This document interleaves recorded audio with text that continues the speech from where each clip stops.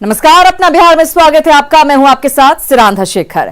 पूर्व deputy CM Sushil Kumar Modi Rajya Sabha उपचुनाव के लिए कल नामांकन करेंगे। रामविलास पासवान के निधन से खाली हुई सीट के लिए 14 दिसंबर को दरअसल वोटिंग होनी है और इस सीट के लिए सुशील मोदी एनडीए के उम्मीदवार हैं। नामांकन के दौरान मुख्यमंत्री नीतीश कुमार, दोनों डिप्टी सीएम तारकिशोर प्रसाद और रेणु देवी के साथ ही बिहार बीजेपी अध्यक्ष डॉक्टर संजय जायसवाल मौजूद रहेंगे। इसके अलावा हिंदुस्तानी अवाम मोर्चा के नेता जीतन राम मांझी और वीआईपी नेता मुकेश सहनी भी नामांकन के दौरान मौजूद रहेंगे। तो स्पीकर के चुनाव के बाद अब राज्यसभा की एक सीट के लिए हो रहे चुनाव में भी बिहार की सियासत गर्म नजर आ रही है। एनडीए की ओर से सुशील मोदी को मैदान में उतारा गया है, तो अब महागठबंधन भी प्रत्याशी उतारने की रणनीति बना रहा है। हालांकि अभी तक किसी नाम का औपचारिक ऐलान नहीं किया गया है। आंकड़ों के लिहाज से देखें तो महागठबंधन की जीत की डगर बहुत मुश्किल है, लेकिन प्रत्याशी खड़ा कर महागठबंधन राज्यसभा चुनाव को सियासी अखाड़ा बनाने की कोशिश कर रहा है।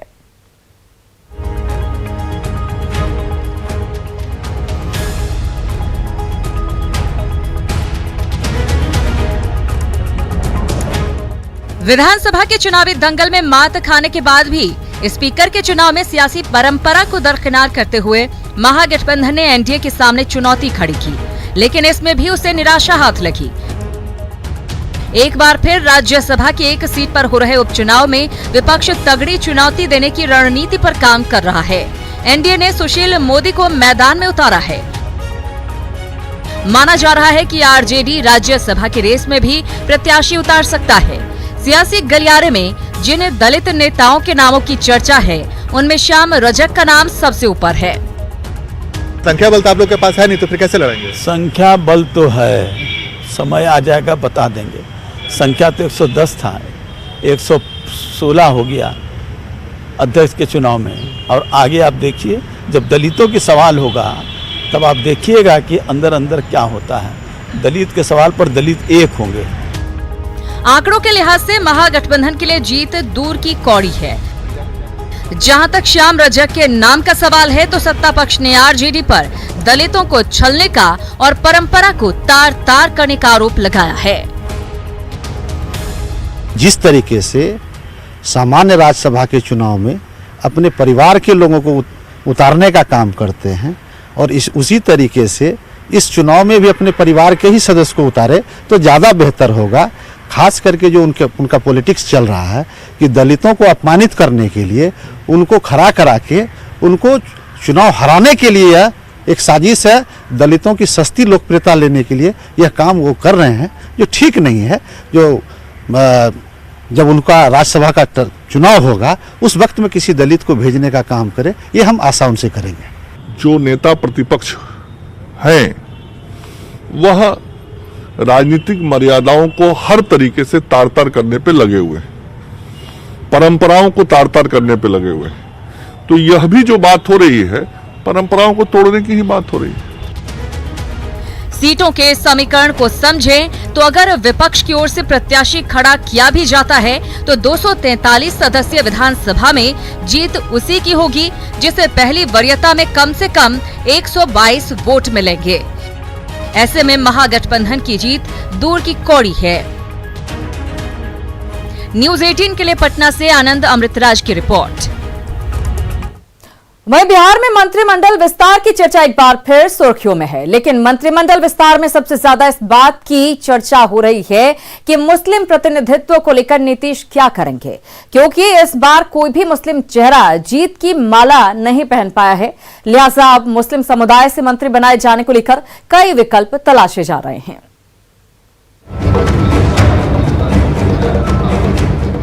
16 नवंबर को बिहार की नई सरकार में 15 मंत्रियों ने शपथ ग्रहण किया था। 15 दिन बीत जाने के बाद एक बार फिर मंत्रिमंडल विस्तार की चर्चा तेज है, लेकिन खास बात यह है कि इस बार सत्ता पक्ष यानी एनडीए की ओर से एक भी मुस्लिम चेहरा जीत का सेहरा नहीं पहन पाया। बीजेपी ने 2020 के दंगल में एक भी मुस्लिम प्रत्याशियों को मैदान में नहीं उतारा था, तो जेडीयू के सभी 11 मुस्लिम उम्मीदवारों को हार का मुंह देखना पड़ा। लिहाजा नई सरकार में एक मुस्लिम चेहरा भी जगह नहीं बना पाया।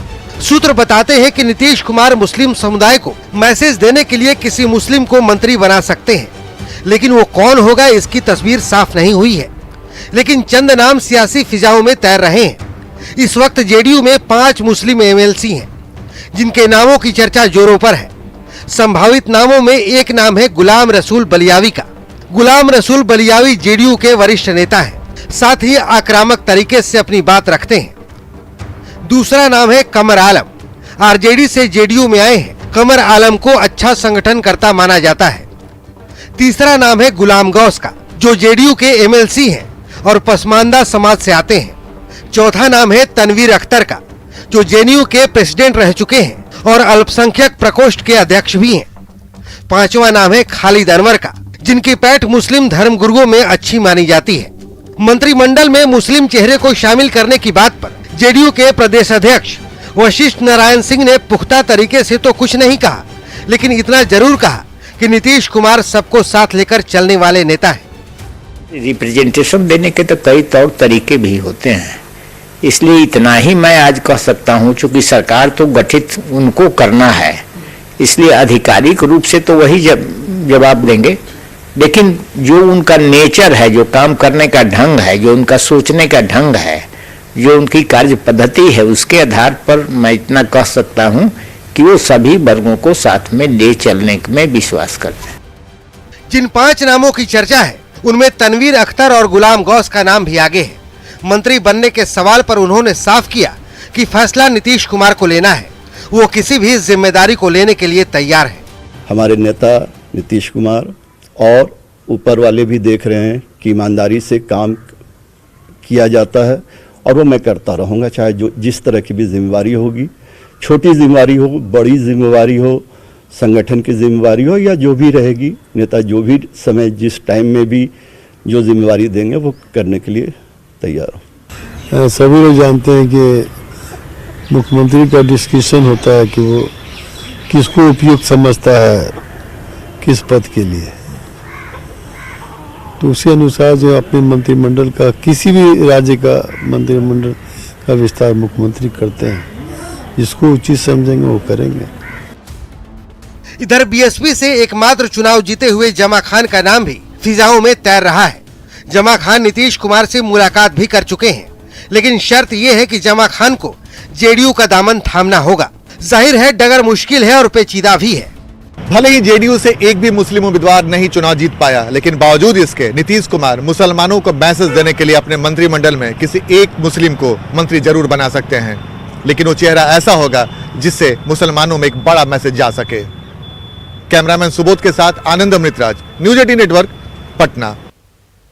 आगे बढ़ते हैं। अंतर्राष्ट्रीय पर्यटन स्थल राजगीर में जल्द जू सफारी शुरू होगा, साथ ही नया रोप वे भी जल्द चालू होगा। सरकार बनने के बाद पहली बार नालंदा पहुंचे मुख्यमंत्री नीतीश कुमार ने राजगीर में चल रहे विकास कार्यों का जायजा लिया।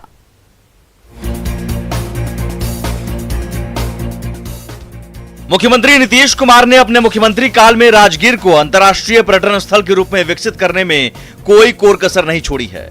नई सरकार के गठन के बाद मंगलवार को सीएम एक बार फिर राजगीर पहुंचे और 8 सीटर रोपवे और जू सफारी समेत बाकी योजनाओं का जायजा लिया।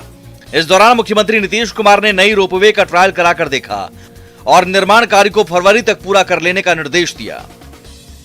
लोगों ने तो इसके बारे में तय किया हुआ था, पिछले ही वर्ष 25 अक्टूबर तक ये तैयार हो जाएगा। जब इसका 50वां सालगिरह था तो उस समय तो नहीं बन पाया था, लेकिन बाद में जो पता चला, इस बीच में कोरोना वगैरह था, तो खैर हम लोगों ने इसके बारे में बार बार कहा कि इसको जल्दी से जल्दी करिए, और इस बार हम जानबूझ करके आए हैं देखने के लिए कि कितना समय लगेगा। जाड़े का मौसम है, इसी में कर रहे हैं, यानी हर हालत में फरवरी के पहले करवाएं। अपने राजगीर दौरे के दौरान सीएम ने घोड़ा कटोरा का भी जायजा लिया और वेणुवन में बत्तखों को दाना खिलाया। सोच बहुत पहले से थी और इसी को ध्यान में रख करके उसके विस्तारीकरण की योजना बनाई गई, और अब आप देख रहे हैं कि कैसा ये सुंदर लगेगा।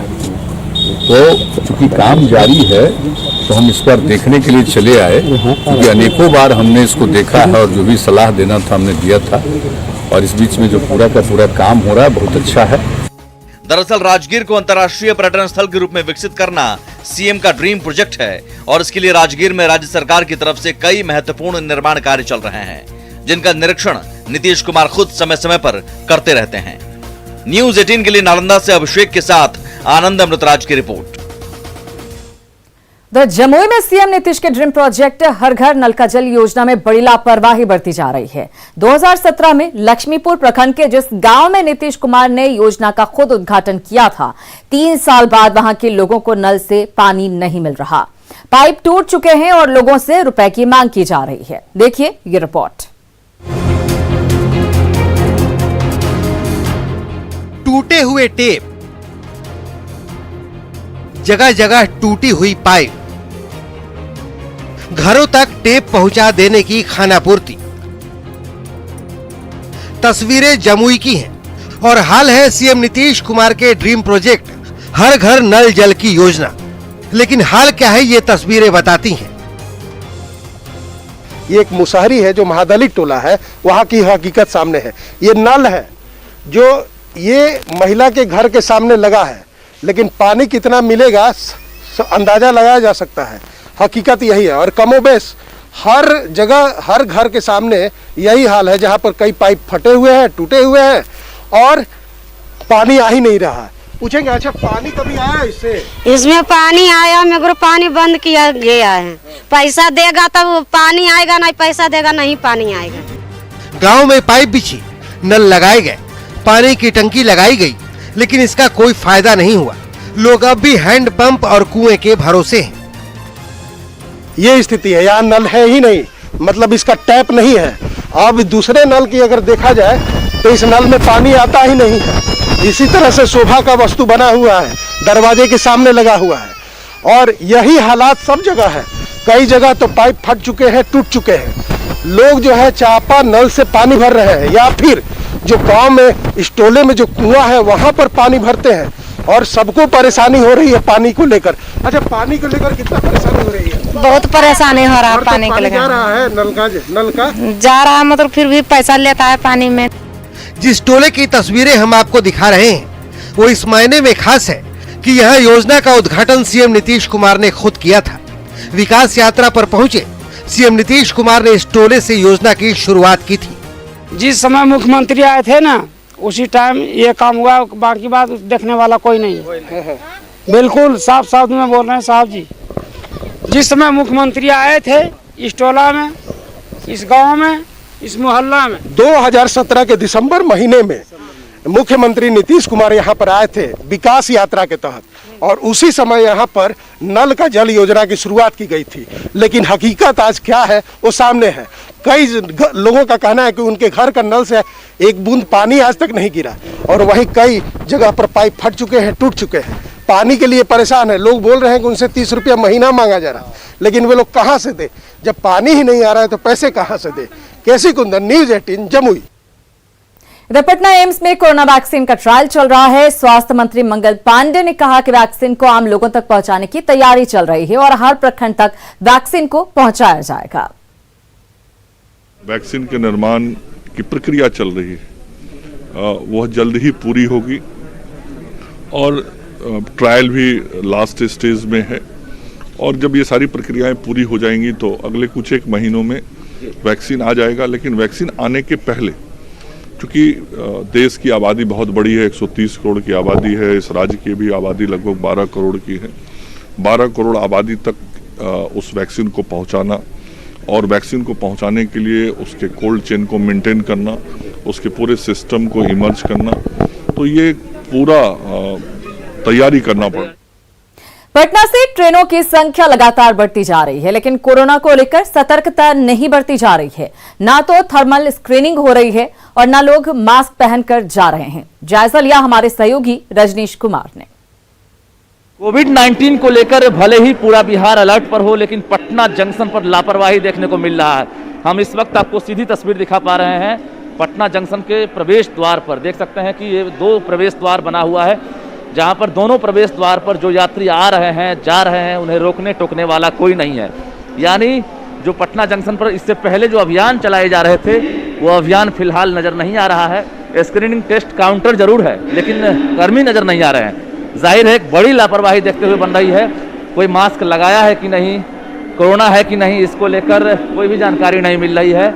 और जो यात्री हैं बेधड़क अंदर प्रवेश कर रहे हैं। आपको हम सीधी तस्वीर दिखा पा रहे हैं कि देखिए यहाँ से कोई जांच करने वाला नहीं है, जबकि पूरे देश भर के यात्रियों का यहाँ पर आना जाना लगा रहता है।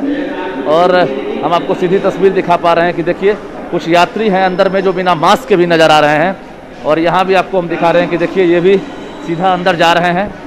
क्या कोई चेकिंग हो रहा है कि नहीं यहाँ पर कोरोना को लेकर? हाँ बिल्कुल हो रहा है। Thermal screening? बिल्कुल नहीं, थर्मल स्क्रीन तो नहीं है। कैसे प्रवेश कर रहे हैं? बस ऐसे ही रिक्स लेकर के, बिना जांच कोई जांच करने वाले नहीं अभी तक। वहाँ जांच, वो कोरोना जांच नहीं, कोरोना का जांच करना चाहिए। कोई भी स्टेशन में नहीं हो रहा है। नहीं, हावड़ा स्टेशन में भी नहीं हो रहा है। किस शहर में जा रहे हैं? हावड़ा जा रहे हैं। कहाँ से आ रहे हैं? कहाँ से आ रहे हैं? कुमकुम से। अच्छा, कोई जांच पड़ताल हुई है यहाँ? कोई जांच पड़ताल हुई है? कहाँ आपका यहाँ पर? यहाँ पर ऐसे ही देखिए ना, हम ठीक है। ठीक है? हाँ। कैसे समझे ठीक है? कोई रोग नहीं है, ठीक है। कोरोना नहीं है? ना भैया ना है। मास्क कहाँ है? मास्क और इसका सब में बांधते हैं। देखिए यहाँ पर टिकट की जांच जरूर चल रही है। पुलिसकर्मी भी नजर आ रहे हैं। जो कतार है उस कतार को सही तरीके से यहाँ पर देख सकते हैं किया जा रहा है। जो पुलिसकर्मी हैं या जो रेलवे के स्टाफ हैं, टीटी हैं, वो यहाँ नजर जरूर आ रहे हैं। लेकिन जो स्क्रीनिंग काउंटर है वहाँ पर थर्मल स्क्रीनिंग नहीं हो रहा है। जाहिर है पूरे बिहार कोरोना को लेकर अलर्ट जरूर है, लेकिन पटना जंक्शन पर जो सावधानियां बरतनी चाहिए वो सावधानी नजर नहीं आ रही है। कैमरामैन मनीष जुनेद के साथ रजनीश कुमार, न्यूज़ 18 पटना। खबर रक्सौल से है, जहां रामगढ़वा में एक गाड़ी से 11.5 लाख रुपए के साथ कई हथियार बरामद किए गए हैं। पुलिस ने इस मामले में एक व्यक्ति को गिरफ्तार किया है। पुलिस को खबर मिली थी कि एक गाड़ी से रुपए ले जाए जा रहे हैं, जिसके बाद छापेमारी की गई और एक कार से रुपए बरामद किए गए। सर ये गिरफ्तारी कहाँ से? एक अवैध हथियार जिसमें कि 5 लोडेड जिंदा कारतूस और साथ में 11,53,000 कैश, 2 मोबाइल और एक सेंड्रो कार जो है वो जब्त किया गया है। फॉरवर्ड और बैकवर्ड लिंकेजेस का जो है छानबीन किया।